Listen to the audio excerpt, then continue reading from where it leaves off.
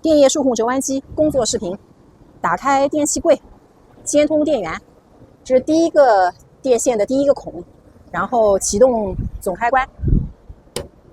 首先我们要检查2个急停按钮是否全部打开，打开以后直接按油泵启动键，机器启动，这是照明灯，然后关机重启以后，我们需要按这个指示标准，机器会自动回原。当我们要折一个工件的时候，我们要选择对应的上模，还有对应的下模槽口。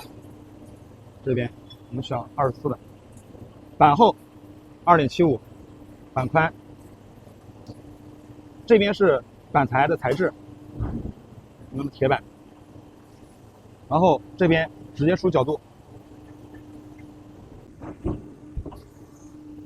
，90度。